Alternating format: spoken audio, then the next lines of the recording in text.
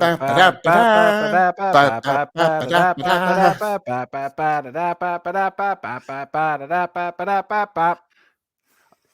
that's right, folks. Welcome to What a Piece of Junk. Our usual Captain Scott has left us in charge. He dropped us off on some outpost on some frozen world and went off to Bucky's.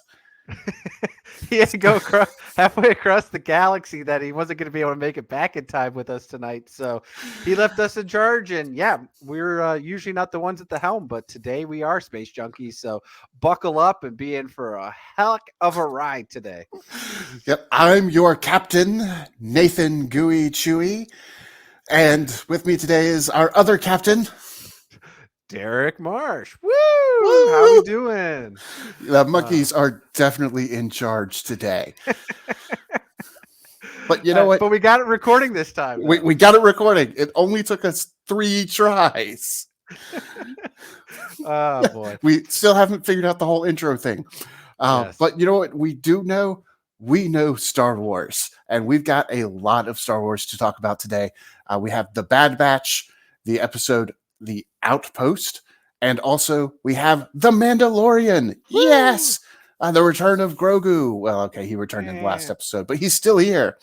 But the return of Bo-Katan. Yeah. Yes, Bo-Katan is back and actually doing stuff, not just sitting on a throne. Her lazy boy. So that's very nice.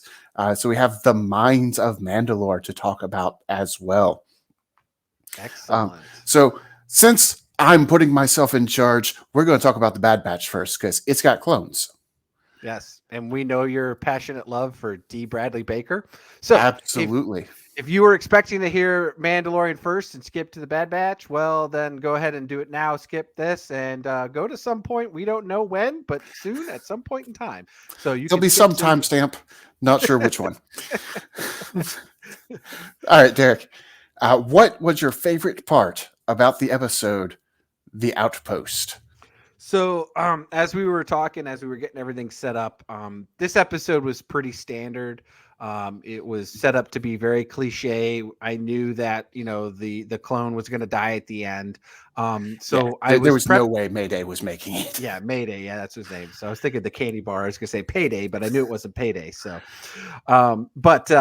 it was just setting up for that. And it was a good episode. Don't get me wrong. It was cool. There was a lot of, the rebellion people or the aliens, whatever they were that were stealing what ended up being the armor for the stormtrooper, ended up getting massacred.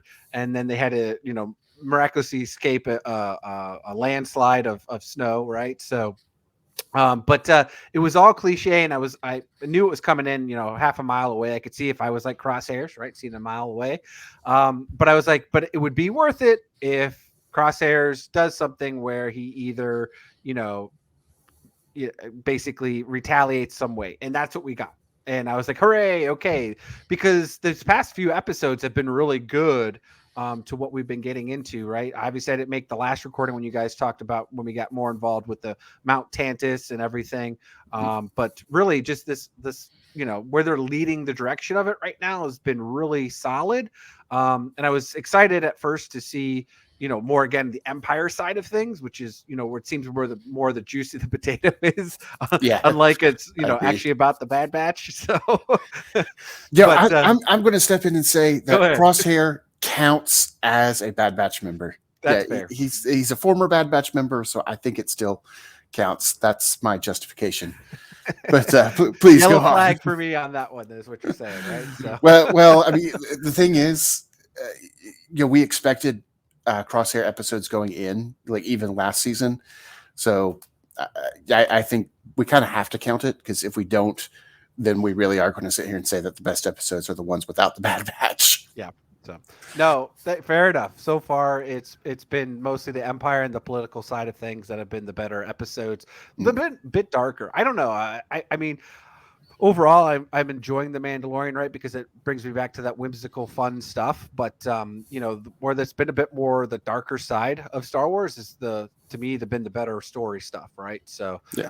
But anyways, that was my favorite part. Was he ended up shooting whatever his name was, Lieutenant Nolan. I Nolan, think it yes. was Nolan. Yeah, blonde hair, almost fit the perfect Hitler cliche where he was the Mhm. blonde hair, blue eyes. He was the superior one because he was racist against clones from the get go, and yet he got his just well deserved, and that was the best part. So, Yes, it is. I've confirmed Lieutenant Nolan. Um, yeah. So my favorite part of the episode is the same as your favorite part of the episode.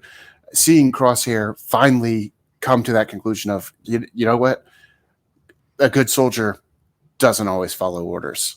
The whole point of having clones instead of droids is that clones can think for themselves, and they know, hey, wait a minute, this order is not one I should be following.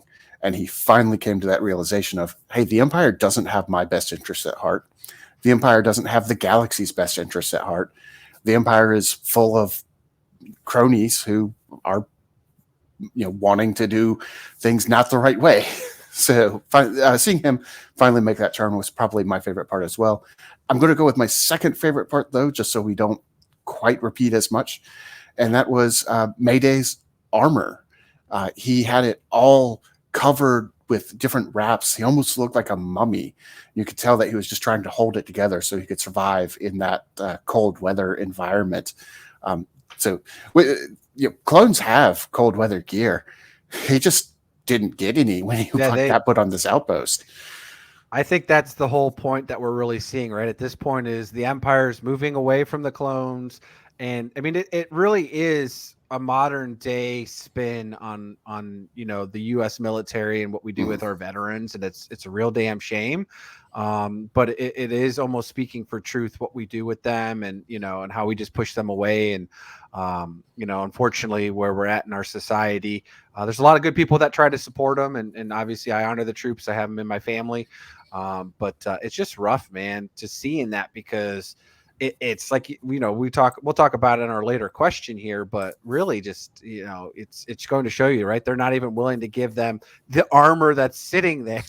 Like, would you you're not even allowed to open this? Yeah, like to me, it makes no sense. Like, I would rather spend one or two cartons if it meant that I got my whole shipment, because they obviously lost more than all these shipments, and they lost a bunch of the avalanche, and all that stuff that blew up, and what was already shipped off over the several, what was it, at least 62 cycles or something like that, 2 months worth since the last Empire's visit when they were supposed to come, according to Mayday.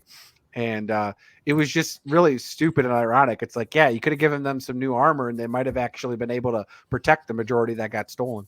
Just a little bit of investment in your people would have had much greater returns. But that brings us to our second question. What was your least favorite part of this episode? I don't want to say it was like it's bad, but really it was just the first 20 some minutes of the episode till we got the payday at the end. Because it was just so cliche, right? And really once they kind of figured out, like, it was going to be something stupid, that was going to be in the basket, and it's just showing you that's what these guys were for. And it's just like, okay, so, and again, it just goes to show you, I mean, I don't know how long they had been there. They didn't really say that, like how long Mayday had been there since essentially the war ended, or if they were there before the war ended, because then that definitely shows you how far Palpatine was thinking ahead of things, right? So they could have been sitting there for years at this point, protecting this quote unquote, this precious cargo. Yeah, precious cargo that you're not even allowed to look at, even though it could save your life. Yeah, I'm on the exact same page as you. There was a lot that was very predictable. When we found Mayday and he's like, "Oh, I'm 2 days from retirement," he's dead. yeah. I mean, at least gave him a name, but yes. Yeah. If they would have given him a serial number, maybe he might have lasted another episode. But maybe. But yeah, a lot of very predictable stuff right up until the end. But it all was worth it when we got to see Crosshair, have that, real moment of clarity of, oh my gosh, I've got to do something. But yeah, most of the episode was pretty predictable. Yep. And like you said, when they told us, oh, we're not allowed to look in the crates, it was very obvious that this is going to be something that, like, I thought it was going to be food at first. like rations, but like good food, and they've been eating like steak and lobster. Yeah. yeah, but it turned out to be armor, which I mean that was pretty much as valuable, or would have been as useful to them as actual food. So, Yep. All right, well, connections to the rest of the galaxy. I'm going to go first on this one and say not a whole lot on this particular episode.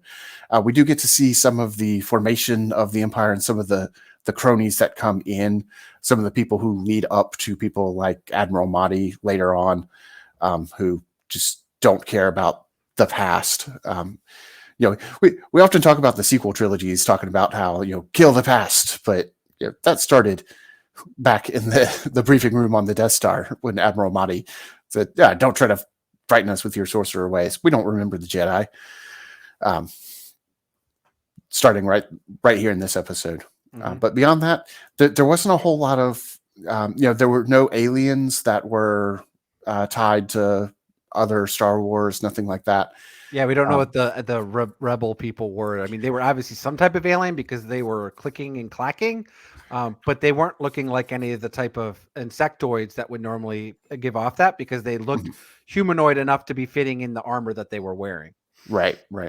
Yeah, so nothing seemed to be a direct reference to, something, not like with the Mandalorian where we saw those pirates and like, oh, that guy's from Return of the Jedi and that guy's from... Yep. So, did you have any connections that I missed? A few of them. I mean, obviously they were on the ice planet, right? And they were having the sensor, so it was very, similar to what they would do in Hoth, right, with the sensors. But you can't do anything because it's icy and all that stuff. So apparently, whoever invests and made these sensors, they haven't made them really good for cold weather. So if you're looking for some type of patent to make $1 million or billion Imperial credits in Star Wars, come up with the sensors that can, work actually in cold temperatures. So, but the other one was obviously we got to see our standard Imperial issued carts as they were pushing the armor off onto the ships. And the big thing that I said, and it's really weird because I can understand his potential attitude towards the clones, but the way that they're depicting the Empire's lieutenants and these middle level people that like all of a sudden pushed into power, I don't really always know where they're coming from, right? Whether they were previously Grand Republic or if they were separatists, right? Or just some a-hole that they just decided to recruit at the Imperial Academy, right? But the thing that it shocks me is how arrogant and confident they are, and yet we're only a couple of years removed from the end of the Clone Wars, and it just feels weird because I feel like it's almost pushed too hard for the narrative, because I don't feel like, and I guess maybe that's where people are, but it's like the Empire hasn't even really done much, in my opinion, to really demand that people are like, yeah, the Empire is going to set us, straight with, dictatorship and all this stuff. And it's weird because it's like, there must be like all these people that like worship dictatorship, like waiting in the wings, behind the dark, behind the curtain. And once it's revealed, then they like all step forward, and all of a sudden, I get it's a large galaxy, but it's just a weird feeling. Like I feel like it's almost pushed too much. Like I could see it the time we get to like Rebel, Andor, and A New Hope, because it's been 18 years, right, or close to it. Yeah. The Empire is established now. We know them as a threat. Yeah, they're coming in and owning people, right? Like if you don't follow, you're getting shipped off to the spice mines at Kessel or whatever prison system, right? So like I totally get that, but it's like 2 years in, and it's just, I don't know, it feels weird. But it is setting that same monotone as the rest of the Empire, right? They're just all we're the best, and it's like, okay. Yeah, well, I think part of it is people who have kind of tied their fates to the Empire, and they expect to get something out of it, either because of Palpatine personally. I think a lot of the senators don't really care about their planets. We saw that in Tales of the Jedi. Dooku realized that several of the senators, they're in it for their own cronyism. Yeah, I mean, we just saw that a couple episodes back, right? When they actually had it, right? With they're all lining their own pockets, right? To your point, exactly. Even Yeah. in Andor, they So reestablished it. yeah, so I think they don't really care about it being a dictatorship. They care about it, what's in it for me. And then I think a lot of the civilians just don't see it. We didn't see any civilians other than the rebels that seem to be isolated to this planet in this episode. So they're not. I think they're not seeing the effect that the military is having quite yet. Mm-hmm. So they're okay with it because right now, because they think that the Jedi did betray the Republic, and hey, this Palpatine guy got rid of them. We're not going to look too hard into how exactly that happened. But anyway, all right. So our fourth question is Stormtrooper Armor 1.0. Is that actually more valuable to the Empire than an aged clone? Derrick, what you got? So obviously in the current universe, they seem to think so, right? Mm-hmm. But I have to question that because I mean, our armor's expensive. I get that. And clones are, it's not like they're getting someone that is fresh off the streets and they're cheap, right? And if they die, they die, right? Just pull the armor off them. We can put it on, They're slap it on the drafted. next. Yeah, they're getting drafted, right? Type deal. They're not solo, right? So, but you would think that the clones would still, and they kind of showed that in season 1, right, where they're using them as training the other programs that they're bringing in these people, all right. But you would still think at this point that they would still be valuable enough. I know they're quote unquote aged and they're getting them out. But you would still think the amount of money that they invested in them and the amount of money to create a clone, because I can only imagine. I mean, unless the Caminos, developed it so well that it was, nickels on the dollar, but you still have to quote unquote get it to the point of it being raised and trained and all that stuff. I know they were programmed, but they still had to go through the things that were no different than what the new recruits are going through the academy now. Yeah, even if they're aging at double the rate. Yeah. You still have to feed them for about 10 years before they're capable of fighting. Well, and that's it. I mean, we're not at that point where, they're probably in their mid 30s, late 30s at this point, I would think, right? Going with the double age. Yeah. Well, if you assume the that Clone Wars lasted 5 years, 6 years? Somewhere in, it's about 3 to 4 years between episodes 2 and 3. Okay. And obviously they were built a little bit before that because they were adults in episode 2. Yeah. So if you assume that they're somewhere in the 20 to 22 range at the start, add another 8 or so for the actual Clone Wars, plus whatever time we've had since then.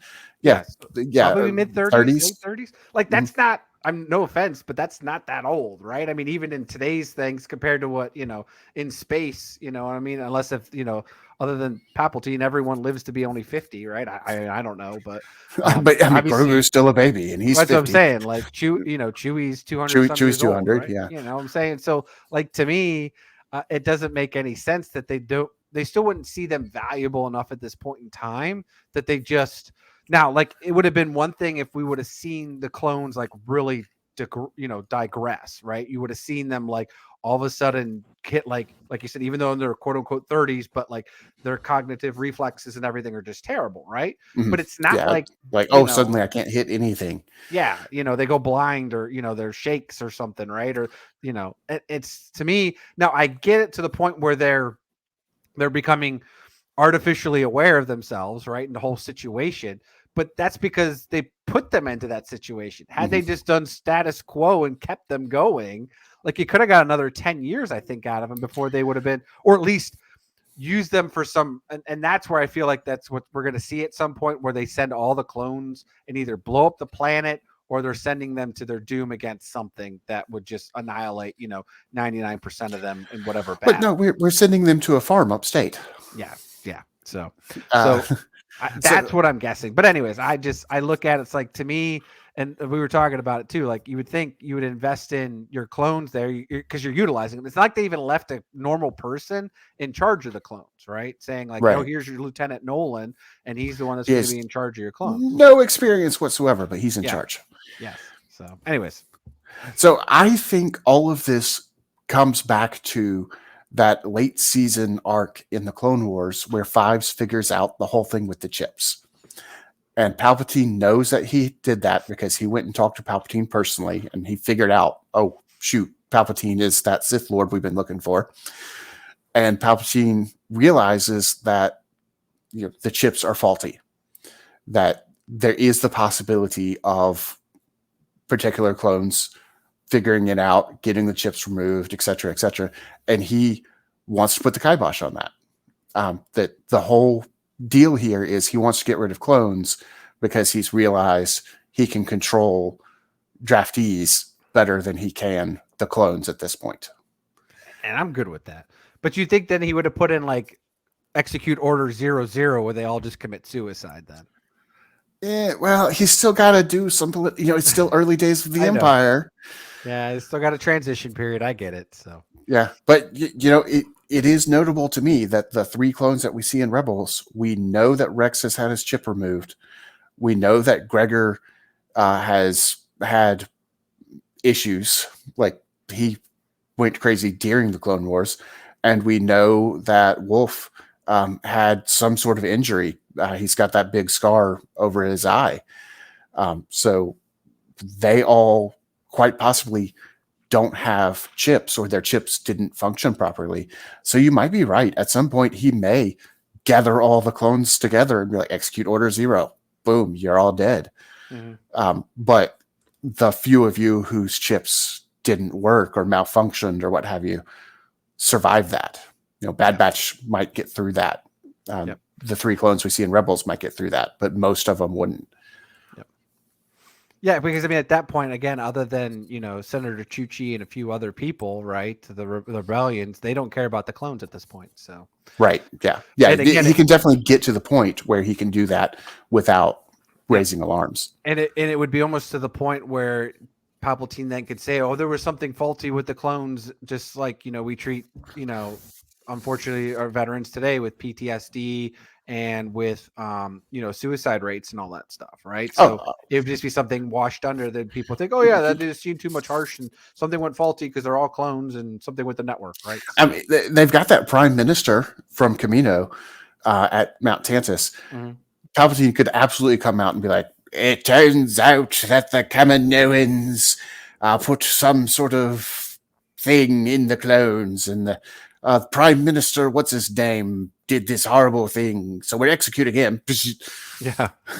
Execute another fall guy. Totally wasn't my fault, Never mind the fact. Watergate.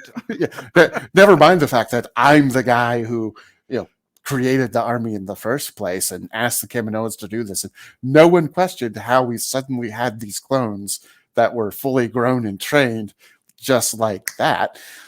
Ignore all that. Yep, there you go. All right, so question number 5, final question for the Bad Batch today. Crosshair, what's going on with him? What's going to happen to him in the near and even distant future? So obviously, that we talked about that. It's our favorite part, right? We actually got to see him kind of turn back to the point, realizing that the Empire is not who they need to be, right? And he's kind of doing that. And now he screwed himself over because now he ended up on Mount Tantus. Yep. But at least now we got it connected, right? Because now this is how they're going to capture Omega. They're going to bring her to Mount Tantus, and then Hunter, Wrecker, and everyone, even Rex and Tech will come back, right? Echo, I'm sorry, will come back, and all have to rescue Omega, right? And we'll have one big final hurrah at Mount Tantus.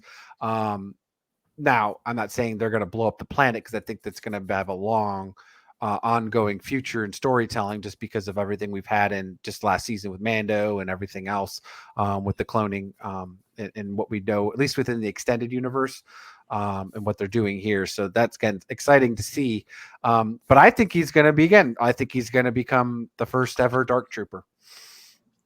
I think that makes sense. I do think that we're going to get a scene of him doing something on Mount Tantus. I think you're right that the season's going to end at Mount Tantus. They will have captured Omega, and at some point, Crosshair is going to get a sniper rifle, and he's going to shoot whoever's escorting Omega, and they'll be like, "Oh yay, Crosshair's on our side again. He's finally seen the light," but then he'll get captured and turned into a Dark Trooper.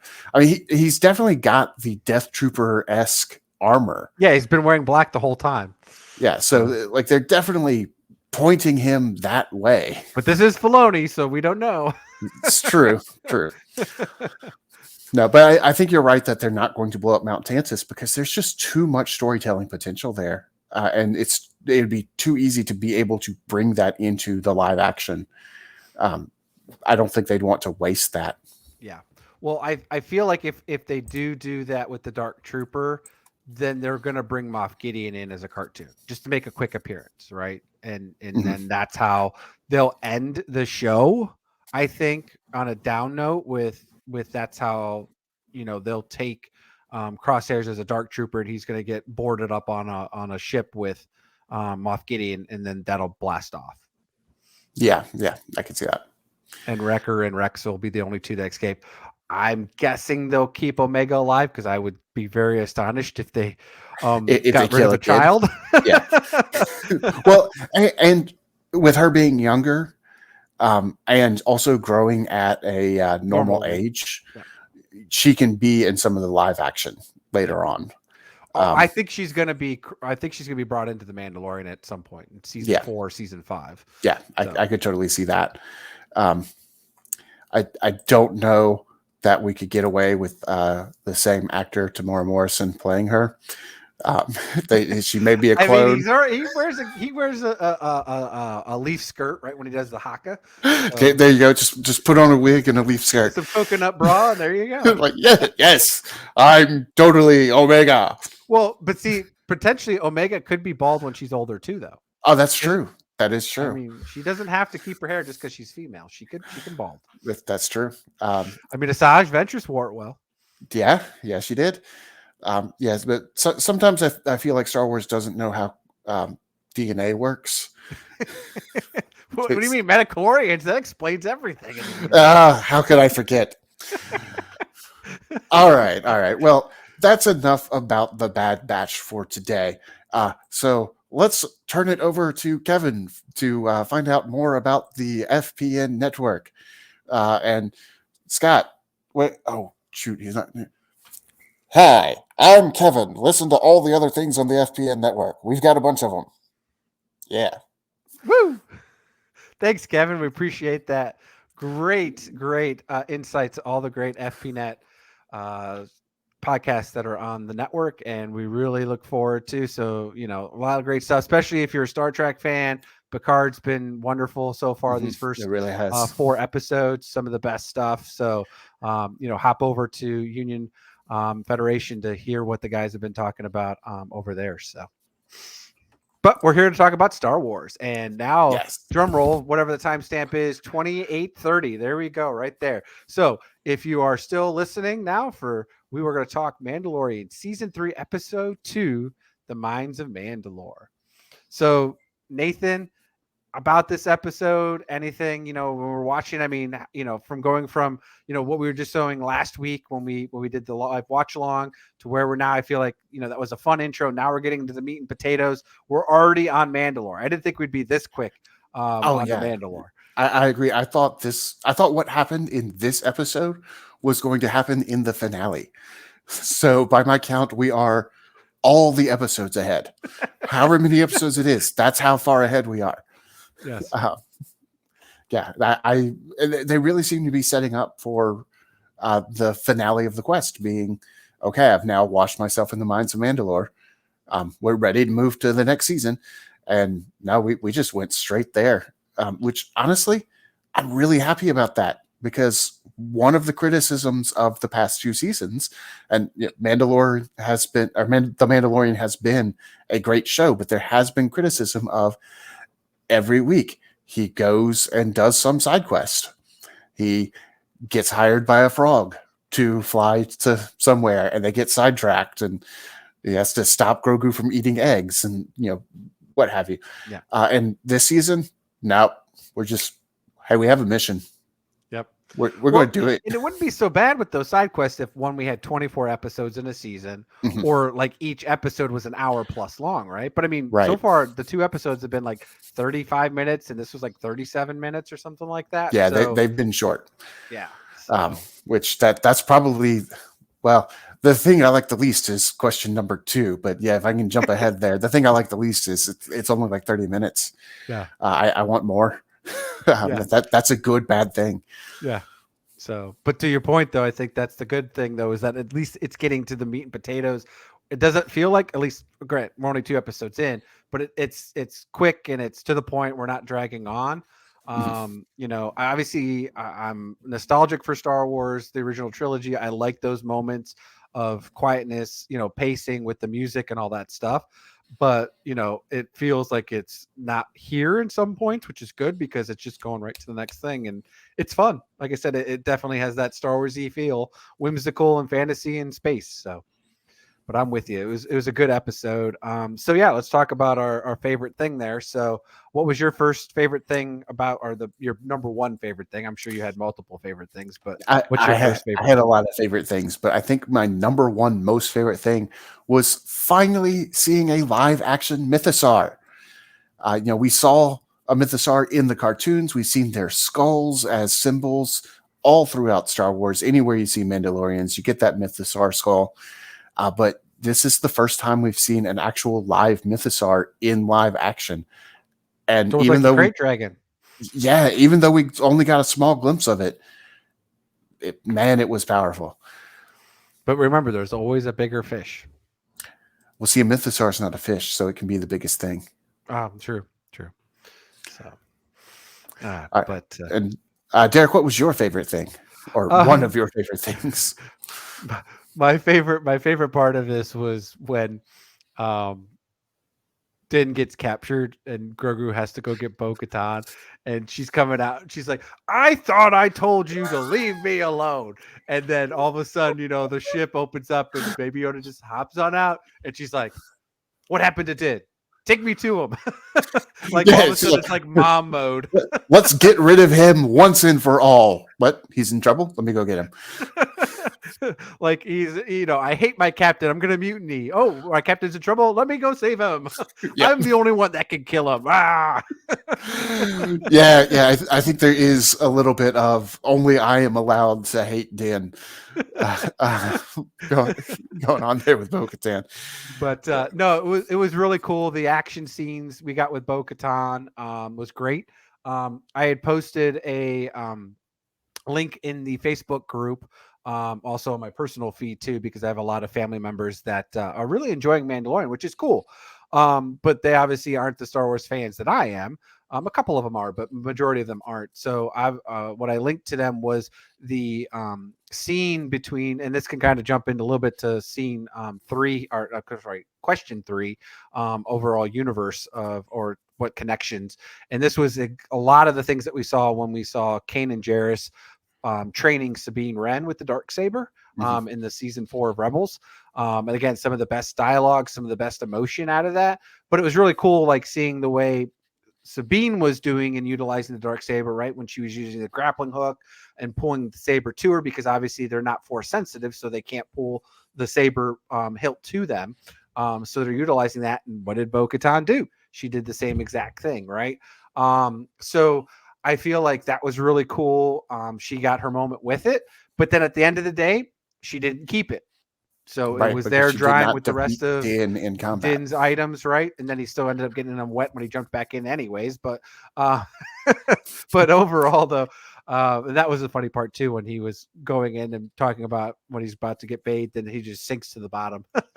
It's like, you should have left your rocket pack ready to go, bud. But, that and left his his helmet sealed. Yeah. Like, So, I don't quite understand what his thinking there was, so but I guess he just wasn't thinking that the stairs ended it's there. ended. Um, So I wasn't super clear as to whether it was that he walked off the edge of the stairs, or if it was something like a Dianoga situation. I thought that at first too, but then as he went all the way down, I think what happened is that over this during the purge, like what was a flat surface collapsed, and that was a cavern under the surface of the waters of the Mines of Mandalore, and Oh, that's where okay, the Mythosaur has been hiding this, right? The whole that makes dinosaurs living sense. in crystallized earth somewhere, deep in the center, right? So 'Cause I was trying to figure out, like, if he just stepped off the edge of the stairs, like, why did he do that when he could feel that there was nothing there? But that would make sense if there is, or if there was a flat area there that he thought was solid, but then when he stepped on it, it gave way underneath him. yeah, because I would have. That makes more Because I'm sense. assuming Bo Katan would have been like, "Don't step there," because Yeah, she's been there, she's right? been She's been, in these yeah, mines. she Yeah, knows it well, right? So I'm guessing, obviously, she hasn't been there in years, and I'm guessing that's what it was, and that's where Bo went down looking for him, and then when she went up, like you said, that's where she catches the reflection of the Mythosaur. Because I was guessing the Mythosaurs were supposed to be extinct up to this point, hmm even though in the holiday special that takes place between episode 1 and episode 2, Boba Fett is riding one. But again, that is flimsy canon. So yeah. Well, for me, my least favorite thing of this episode was R5D4.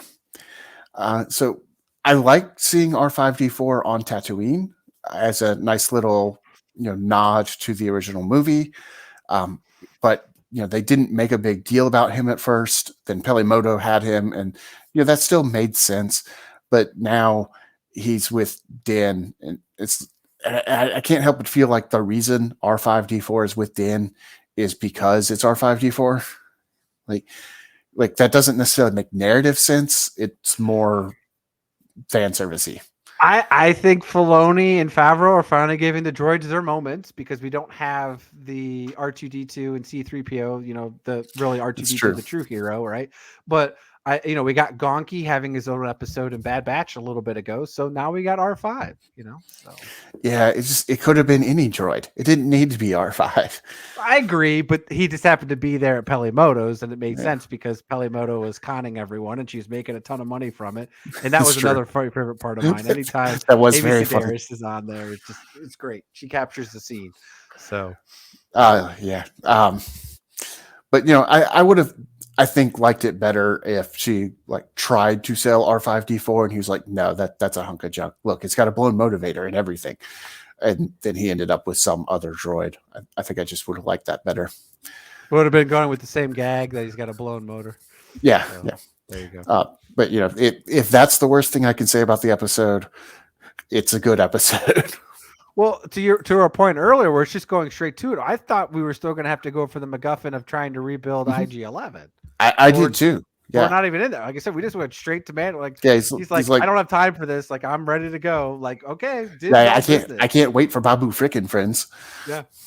So, which is a shame because I wanted to see more Babu Frickin' Friends. Oh, we will. Oh, That we've seen from the trailers that something's going to happen on Navarro. Well, they're gonna have to get IG-11 at some point. I mean, they teased us for it. He's gonna come back at some point. So at least I feel like they can't. The pirates are definitely going to attack. Yeah. At some point. So obviously, the Marshal is either going to be IG-11 or it's going to be Cobb Vanth. So yeah, and I feel like it's probably going to be IG-11, but I'd rather it be Cobb Vanth. Well, it depends. If Disney could throw enough money at Timothy Olyphant, he might get his series, because I still think that was going to be partially what the Rangers show with Cara Dune was going to be. And since we've had that and that show got canceled, I feel like we're going to get Marshall will be the new series, and it'll be Cobb Vanth on Navarro. And actually, at first I thought, well, Cobb Vanth is on Tatooine, so how much sense would it make for him to go to Navarro? But he does know Din, so Din could go get him and be like, hey, they need a Marshal on this planet. I know that you're good at this job. This is exactly what he was doing beforehand. So yeah. I feel like it's a can see that. perfect fit. So excellent. So yeah, like I said, not too much in this episode that I did not care for. I with you with the earlier comment though. It's too dang short, right? We're getting into it, really going. And I have to look up real quick. Are we getting 8 episodes again, or are they finally putting it to 10? Honestly, I'd have to look that back up. I'm getting it right now. Season 3. 8 episodes again. Yeah. Yeah. So if they're going to be 30-minute episodes, we're talking about 4 hours of content. Yeah, you're talking like a movie. a long movie or two normal size movies. Yeah. So yeah, because you could have trimmed a little fat around on some of this, right? Once you take it out, right? And obviously I enjoy it because it's what makes the show great. But yeah, you could have trimmed a lot of it to make it just a 2.5-3 hour movie. So yeah. So unless if the rest of the episodes are gonna be like an hour each now, and it's like, well, we just took we were gonna have 7 episodes. We didn't have time to make 8, so we just took the first one and split in 2. This episode was going to be an hour long, but we had to take out all the Cara Dune stuff. So I mean, very, very well could have too. So had to do some rewrites. So, but anyways, but let's get on to question number 3 there, Nathan. What are the connections to the rest of the Star Wars galaxy? We've already listed quite a few with the Mythosaur, with R5, all that. So what else? One very funny one is a connection to Kenobi with the whole, if you're going to steal my parts and sell them back to me, could you at least clean them first? hey, make sure that you paint those so they look like different parts. Yeah, that was pretty great. Beyond that, we have talked about several of them so far. The Darksaber combat was great. Seeing Bo-Katan being able to wield the Darksaber properly because she's been trained with it before and she knows, how to, let it flow rather than trying to control it. Yeah, trying to control it like it's a giant cleaver. That was great. Seeing the Mythosaur was great. Can't talk enough about that. I really want to see more Mythosaur. It's an eyeball, but it's a lot of stuff there. Yeah. Yeah. So what other connections did you see? So obviously a couple things there. The first one to me was, I can't remember, I probably should have done my homework on this, but whatever those creatures were called, that were the chodes or the Murlocs. I feel like you can call them Morlocks. Yeah, that's exactly what they are. Yeah, but to me at first, I thought before they really got it, I thought they were they almost looked like the towels. Yeah, that's exactly what I thought too. I even thought that in the trailer. Yeah, when Grogu threw one out of the cave, I'm like, that looks like you didn't get to really see its face that well, and you could see it well enough to see that it had the 4 eyeballs. I'm like, well, I guess it's just kind of like a shaved tiles. Yeah, but it's not. It's a whole different thing. So I was kind of hoping it was going to be, but it ended up not being, right? So, it really. It was kind of interesting the way we got the Mines of Mandalore were almost set up like a Jedi temple. Yeah. So deep underground, right? You had to go through these caravans and all this stuff. And then you finally get to the place that you're trying to get the MacGuffin or whatever, right? To offer them the waters. So complete with our General Grievous stand-in. Yes. Well, that was going to be my other one, was our General Grievous stand-in, which I thought at first, I'm like, oh my God, did they keep him alive?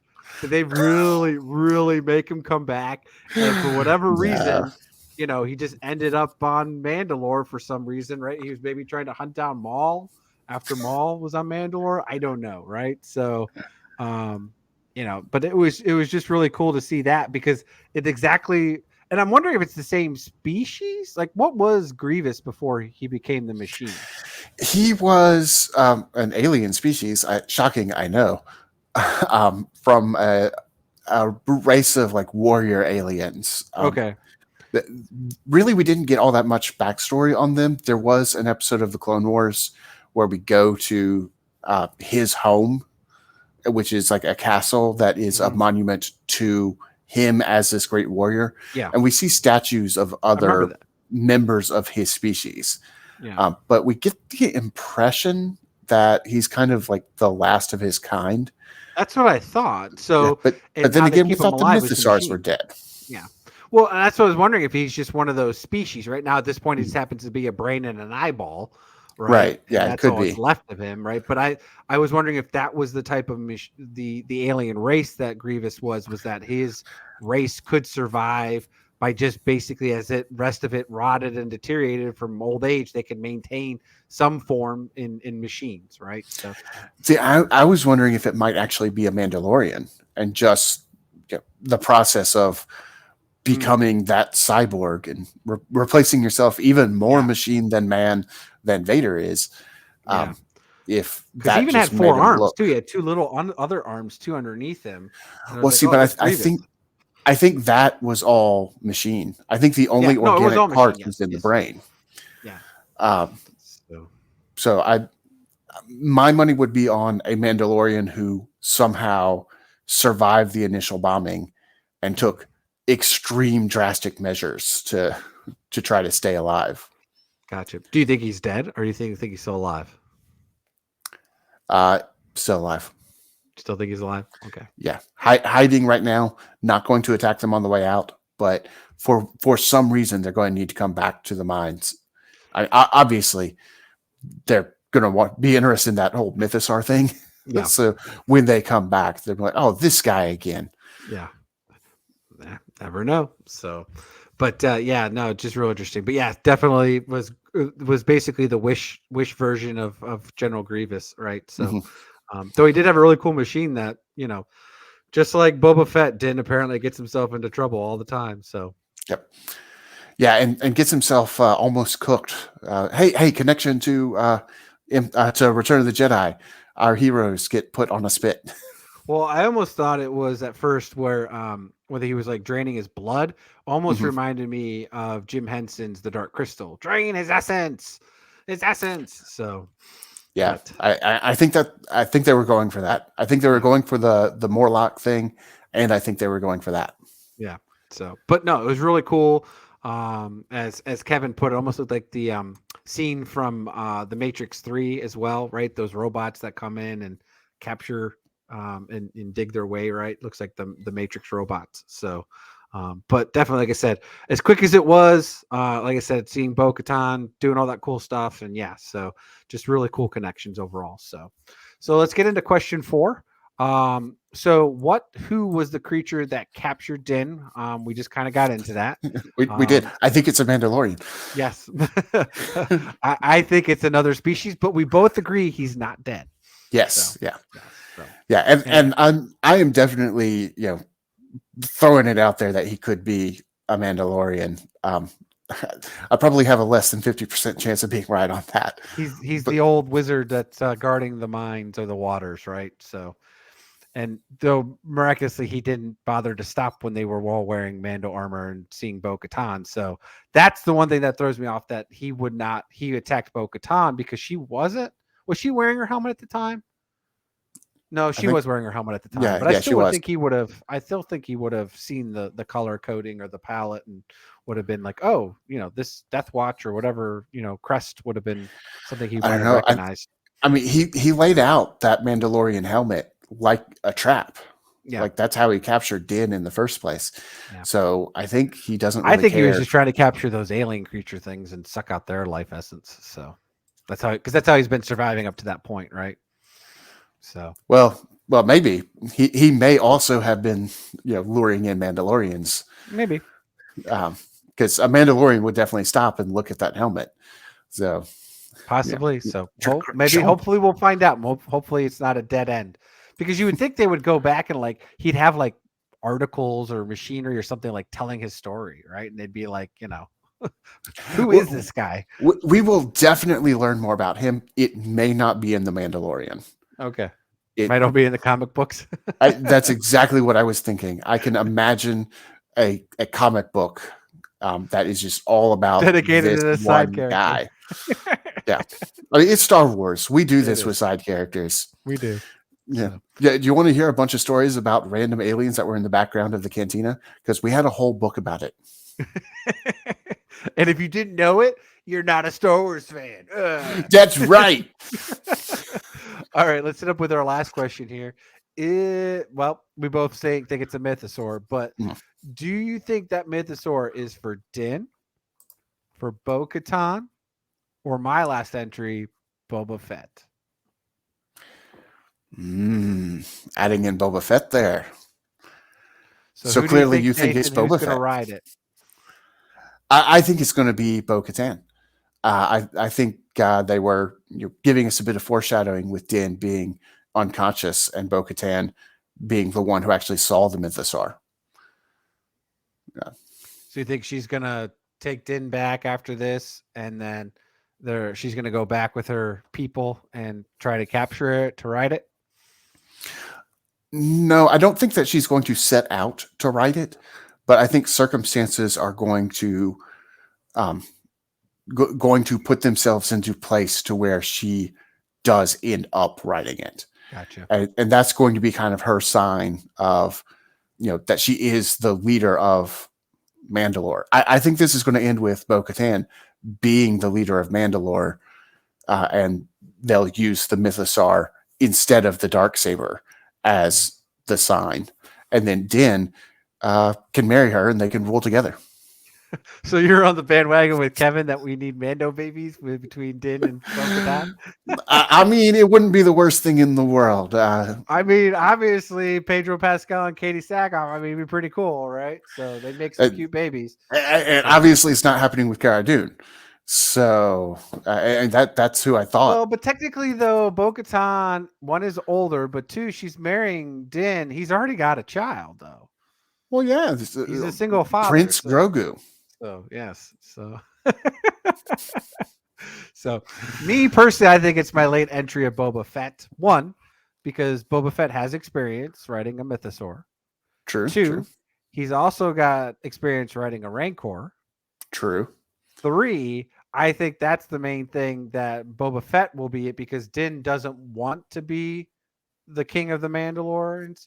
And I think Boba does want to be in charge. I think Bo-Katan wants to do that, but the problem is she's going to turn evil. So I think either she's going to be the bad guy and turns out to be the baddie in this one, or she'll turn bad in season 4, because we may not finish the whole Mandalore story on here in this season. Obviously, they'll be on here, right, and they'll have it, but there'll be an internal struggle of trying to claim and reestablish it at some point, right? And we technically haven't even seen Moff Gideon again, too. So that who knows, right? And he's got to be coming back. So, or Bo-Katan self-sacrifices herself to save Din or whatever, right? And she ends up dying. So I don't think she will live past potentially where the season goes, past season 4. So she might be temporarily, but I think Boba Fett will get it because of his whole daimyo respect to want to do that whole thing. So I think that's where he'll end up wanting to be the one that rules Mandalore. And obviously you ride as with the Darksaber and with the Mythosaur. So now, wouldn't it be cool if he shows up and he sees the Mythosaur and he's just like, oh yeah, this thing. Yeah. It's Bilby. Yeah, I've been riding those since 1978. See, it's even got my markings on it. So, so. But yeah, everybody else is just like, wait, what? We thought these were extinct. No? Like, why did you think that? So, very well could be, right? So, he's like, this is how I actually met Luke Skywalker the first time. So, you met Luke Skywalker? Yeah. Hasn't everybody? Tried to claim a bounty on him, as a matter of fact. A couple times. Succeeded, honestly, because the whole bounty was just to get him to come to Cloud City, and he did that. So, Vader gave me my payment. Yeah, it's not my fault Vader blew it. Yeah, granted, my payment was Han Solo and Carbonite, but I got paid. Yeah, and then you got a paid internship at Jabba's with that. So yeah.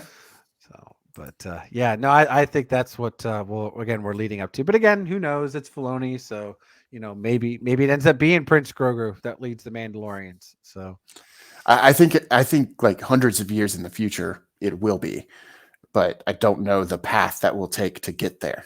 Yeah. So we'll see. So all right. So we got a couple of quick nidbits on news. The first one here.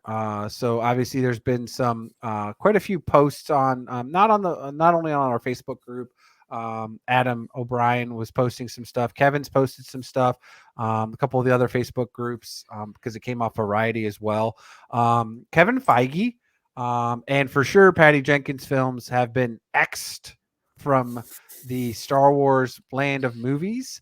Taika Waititi's still unknown. He still wants to do it. There's a good chance he could still get that opportunity. I think only because whatever movie he does will absolutely do nothing with any timeline. It'll just be this soap opera, rock opera, Pride Parade. It'll be whatever he wants it to be. Yeah. So which is sometimes great and sometimes great. not. Yeah. As long as it's not a Skywalker saga movie, we're okay. So. Well, and as long as it's not Thor 4. Yeah. Well, I like Thor 4 for what it was, but yes, I could totally respect that where it was just zany and off the wall, right? It wasn't, again, if it was not in the timeline, it would be perfectly great because, again, he can make Tatooine Rhapsody live action and that would be great. Yeah. So, but anyways, so that's still on the docket, but the others are not. So Nathan, when you heard that, what are your thoughts again of still nothing for Star Wars movies solidified yet at this point, whether or not we're gonna get anything here next month with Celebration or not either? Yeah, the individual titles don't bother me as much. They're so far in the future anyway. All we knew were titles, if that. So I'm not that concerned about those, but I am concerned about not really having a Star Wars movie on the docket because Star Wars belongs on the big screen. Mm-hmm. And I want to see more movies, and it's been a while since we've had one. So I'm hoping, crossing my fingers, that at Star Wars Celebration we'll get a big announcement about it. Obviously, we'll get a whole lot more information. I'm sure we will have an episode dedicated to just news that we found out at Celebration. But yeah, I want something on the silver screen. Mm-hmm. I agree with you. But to me, it's at this point, give me a good story and then tie it into the Star Wars universe and then make a movie out of it, right? Yes, that is true. So I'd rather have no story than a bad story. Yeah. So I think that should be the first thing. I think, again, it's coming back to Bob Iger's retaking over Disney. And I don't think, unfortunately, Star Wars is what we were hoping they were going to do, because I don't understand. I thought we were getting this brain trust of Star Wars fanatic fans that were putting together this interwoven story like what they've done in Marvel. And I feel like they still haven't quite done that. I feel like it's just happening on the small screen. Like I think Mandalorian's part of it. I think Ahsoka's going to be part of it. Yeah. But it very well just could not be happening in the movies. Yeah, but that's happening. That's happening on Marvel too. Yeah. Because we're getting things like Hawkeye and She-Hulk that and Miss Marvel that were all series, and Loki season 2 is coming out soon. Yeah. But they all tied to the same universe. They all tie in, and they do have movies along with them. But we're getting more and more of the small screen streaming. Yeah. I think with Star Wars, they're doing that too. They're just doing that all the way to the extent of, well, we're not really doing movies, which I think is a shame. But and Bob Iger wants to do movies. He because let's be honest, I mean, when they make a good movie, they make $1 billion+ off of it. That's true. So, and when they make a halfway decent movie, they still make $600-700 ton million of money. Yeah. So, which is more than anything that the streaming could do immediately. Just because, again, the stuff will come to the streaming, so you're still going to have that audience, right? But how do you continue to get more money out of them, right? So I think that's where movies play, and that's the problem that has. So my theory is Bob Iger obviously loves Kathleen Kennedy, but he wants her out because she's talked about she wants to retire, she wants to be done with this, and I think they're trying to find her replacement. And once they do, they're going to let that person then make those decisions. That makes sense to me. And I don't personally blame Kathleen Kennedy for all the problems that Star Wars has had in the recent years, but she has gotten a lot of blame for a lot of those problems, to the point where she almost needs to not be involved just because it's her name, not because I think she's she would do a bad job or that she's really been doing a bad job. But there's a lot of negative sentiment out there about her. Yeah, I mean, think about it. Without Kathleen Kennedy, we wouldn't have Rogue One. We wouldn't Mhm. have Solo. We wouldn't have The Mandalorian. Yeah. Yeah, she's wouldn't done have- a lot of great stuff that she's not really getting the credit for. Yeah. But sometimes, from a political standpoint, it's not really about what you have actually done. It's about what's the problems that you're perceived to have caused. Yeah. And unfortunately for her, those for a lot of people are outweighing what she has done, in part because they don't realize what she has done. Well, to be fair, she tore the Star Wars fan base.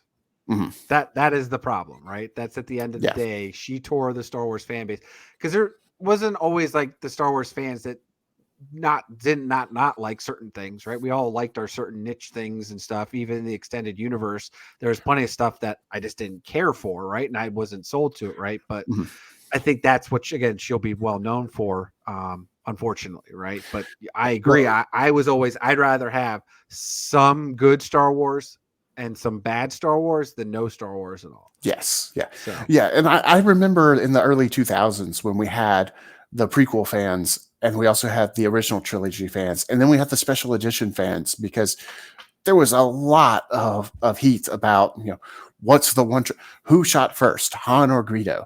Yeah. That's a joke now. But at the time, man. Oh, yeah. People got fired up about that who was, shot that was first. interweb forum debate for ages. Yes, it was. Like proto-internet, because the internet was not nearly as big at that time as it is now. Yeah. But man, that debate raged. So yeah, the different fans have always had different things that they've liked, and I think it's good to have different things that different people like. Star Wars should be big enough that there should be stuff that doesn't necessarily appeal to you because it appeals to somebody else. And that's a good thing. I was just mentioning some of my family members there, like they both watched Andor and The Mandalorian, and they're like, I like Andor, they said, but I think The Mandalorian's better. And that's perfectly fine. Yeah, and that's fine. But to me, the Andor series has been the best thing since sliced bread, other than Rogue One of Disney era stuff.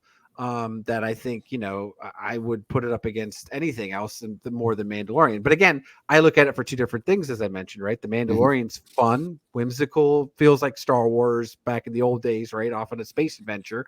And Andor is adult Star Wars. It's politicals, it's backstabbing, espionage. It's the good juicy stuff. It's a freaking prison escape. Yes. So, I love a heist movie. So anyways, so. Yeah, and I can't swim. I mean, those are three of the most powerful words. Yes, like you know exactly what I'm talking about just from those three words. Yeah, Andor, exceptional. But I can understand somebody looking at that and saying, that's not the Star Wars for me, and that's perfectly fine. As long as you aren't telling other people that they can't enjoy what they enjoy. Absolutely. So. And then, so again, like I said, I think that would be the big announcement if they're going to do it this year at Star Wars Celebration, is announce who is going to be Kathleen Kennedy's replacement. I think that would be the big thing to take over more than any movie or anything that right now they could say, because again, unless if that movie is going to be out in 3-4 months, they should just keep their mouth shut about anything other than saying, yeah, we're going to bring movies back at some point, but we don't know what we're doing. And I guess that would be the other criticism that Kathleen Kennedy, we could say, is that she didn't come in with a plan of what they wanted to do with the story, right? I think if she would have came in with a plan and just wouldn't have executed fine, then that's okay. But she just came in thinking, I've got it easy, and all this stuff. I'm not saying they didn't set her up for success either, because there's a lot that goes into it, right? Right. There's a lot of politicals and bureaucrat and all that stuff. But anyways, but we have one more piece of news, Nathan. One thing that I scoured up real quick, and it's more of a rumor, but I thought it would be interesting. So we know later this year we're going to get, at least tentatively, we still haven't gotten a debut date official yet, but Skeleton Crew, right? The new Jude Law live action. We might actually have the actual villains revealed for what it's going to be. Oh, and who are we thinking? So it's already somebody we already have been introduced to.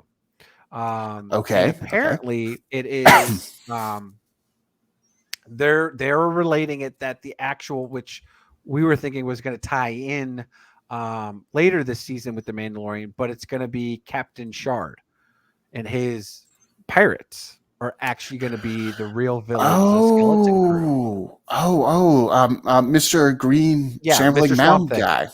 Swamp Thing. I don't know that I like that. I don't know. Because we know that they're going to come back and attack Navarro. I kind of want that to be all we don't know when. in The Mandalorian. Well, we know it's going to be this season. Maybe. I mean there's a lot that's happening right now quickly, right? So maybe they're just going to focus on Mandalore, to your point, right? And we're going to get this kind of standoff, whatever they're going to do at the end of season 3, because we're only going to get like tentatively like 3 more hours at this point of the show. That's true.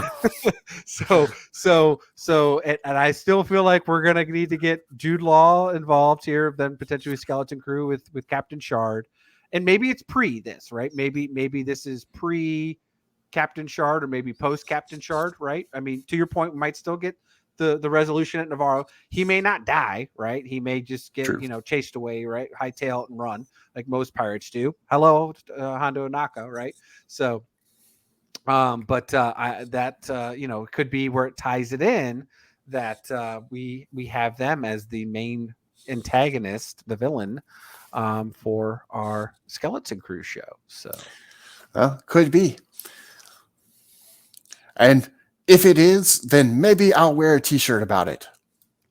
But probably not. Unless if Dean Bradley Baker's voicing somebody in the show, you're probably not going to buy a shirt for the Skeleton Crew. That's probably true, and I seriously doubt that he's voicing anybody. I mean, there's a droid I know, but I think they already named the voice of who's doing the droid. I can't remember. So, I mean, he could totally do a droid. We know him as the clones in Star Wars, but he's really a big creature guy. What happens if he voices the Mythosaur? Are you going to lose your? Absolutely. Oh my gosh, yes.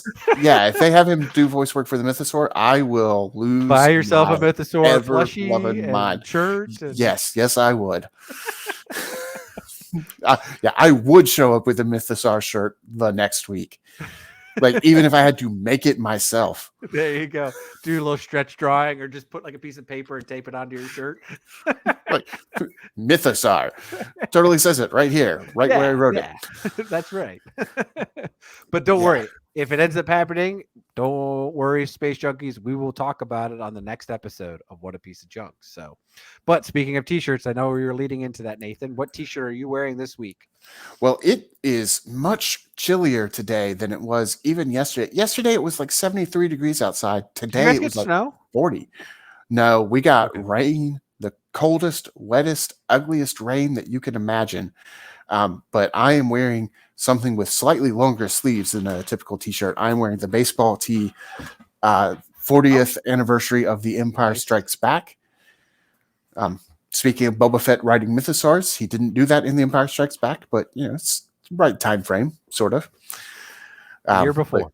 But mostly this was about having the longer sleeves because it's cold. Yep. Yeah, we luckily didn't get enough where it turned into snow, but it's been chilly, cold rain. The sun was out, so at least it felt like, the bit of the low 50s it was the past couple of days. But at night, it's been getting cold and having to turn the heat up and make sure it's running. So, it's still technically winter, even though we had daylight savings time today, which is a bit rough. But that too. It's later than I think it is. That's true. Actually, I mean, that technically should only be 8:15, but now it's 9:15. Right. So, but my shirt, I knew we were going to be you and I riding, I don't want to say solo, but riding without Scott tonight. So just to make Scott a little bit jealous, I decided to run the shirt here. All right, we've got Punch It. Yes. With Chibi Han and Chibi Solo as they're going into hyperspace. So I figured, just you and me piloting tonight. So I figured, that's a great shirt for us. So But Yeah. Hopefully the drunken gun gets back intact. So, well, I hope everyone's enjoyed the show.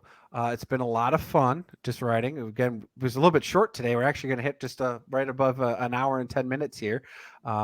Even with our intro and our telling of the FPNet news here, our skits, a cappella or decapella or bad capella, whatever you want to You say. bad Capella. Yeah, that's it right there. Bad But Capella. for those that want to continue to listen to us, again, we're here. We try to do it every week when we especially have media content. But you can listen to our podcasts through the FPNet. .podbean.com over at Podbean, the app, or any of the major platforms, right? So you've got iHeartRadio, you've got Stitcher, Google, Apple, right? All the good stuff out there. You can then, hit us up at the Facebook group, which is what I run at What a Piece of Junk, a Star Wars podcast. You can email whatapieceofjunkpod@gmail.com, which is what Scott runs, as well as the Twitter, which is at What Wars. And then the Instagram feed is the Fandom Podcast Network, which Kyle runs over there. And obviously, when you're listening to those podcasts or streaming us, there's always the chance to leave a review. Nathan, tell them why we want them to leave a review if they can. Well, leaving a review helps us know what we're doing well and what we're not doing well, things that you'd like to hear us talk about on the show. You can leave those in the reviews and we'll talk about them. And also, it helps other people find our show, which is really important because we're still stuck out here on that outpost. And we'd really like to get off. Please send something, anything. I don't even care if it's a Bucky's gummies, something. So. Yeah, hopefully we'll be back next week. Hopefully Scott will. We don't crystallize on this planet like those of Mandalore. Yeah, but until then, well, I guess I have to tell myself to punch it. All right, punch it, Nathan. Woo! Dun, dun, dun,